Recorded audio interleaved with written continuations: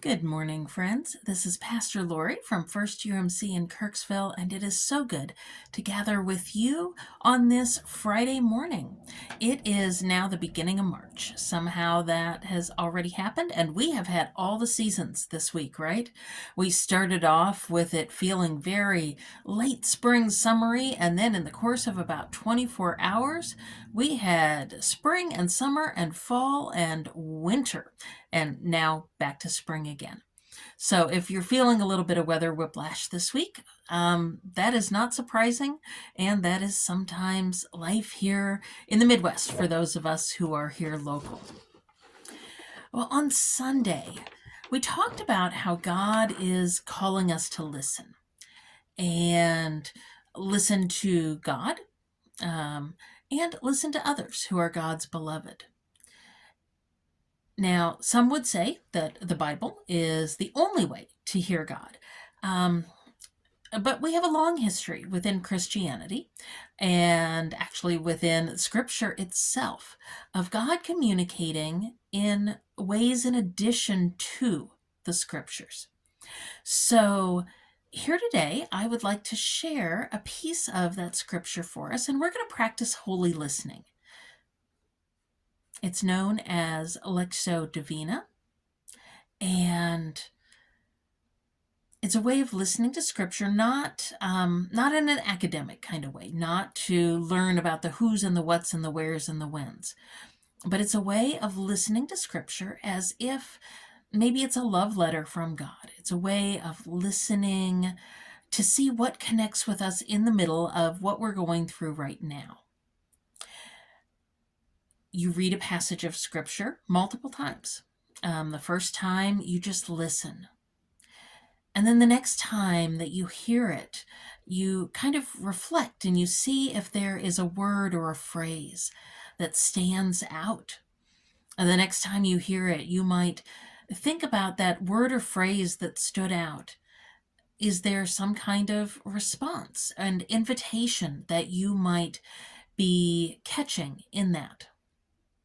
And then the last time you hear it is simply a time to rest in those words, to let whatever invitation from God is there to really sink in, to listen deeply. So the scripture I have today is from one of the Psalms. It's attributed as a Psalm of David and may have been part of a song because one of the little markers at the beginning of it, it says, "To the leader, a song of David." And those were little notes originally to a song leader. Now, we don't know the tunes. Those have been lost over time. But let's listen. This is from Psalm 19, verses 1 through 4. This first time, we'll just listen. The heavens are telling the glory of God, and the firmament proclaims his handiwork. Day to day pours forth speech, and night to night declares knowledge. There is no speech, nor are there words. Their voice is not heard. Yet their voice goes out through all the earth, and their words to the end of the world. And now we'll listen to it again, and this time be thinking, and you may have already had this happen the first time you listened. Are there words or a phrase that really stands out and connects with you today? Psalm 19, 1 through 4. The heavens are telling the glory of God, and the firmament proclaims his handiwork.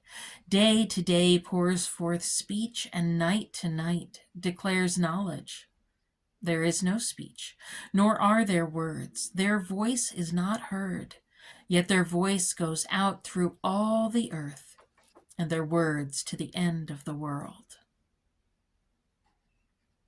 Were there words or a phrase that stood out to you as you listened this time?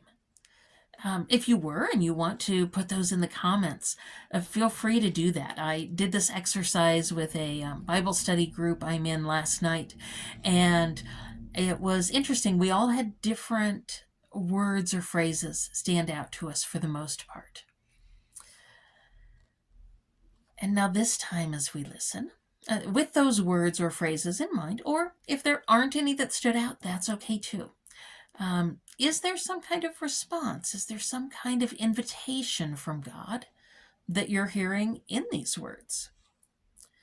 The heavens are telling the glory of God, and the firmament proclaims his handiwork. Day to day pours forth speech, and night to night declares knowledge. There is no speech, nor are there words. Their voice is not heard, yet their voice goes out through all the earth, and their words to the end of the world. Is there an invitation in that for you? What are you sensing as you listen? And now we'll listen to it one last time. Psalm 19, verses 1 through 4. The heavens are telling the glory of God, and the firmament proclaims his handiwork. Day to day pours forth speech, and night to night declares knowledge. There is no speech, nor are there words. Their voice is not heard, yet their voice goes out through all the earth, and their words to the end of the world.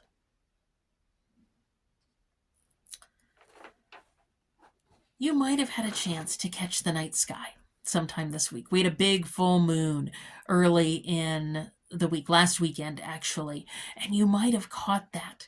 I know the stars have been shining very brightly these last few nights, the ones that weren't cloudy and stormy. Think about this beautiful passage of scripture, right? What message are they speaking? Even though they don't have a voice we can hear, right? I remember one time I was outside and looking up at the stars, and it dawned upon me that every single person that we hear about in the scriptures looked up at those same stars. It was a very humbling thing to think about, that with all the ups and downs in life, the stars remain.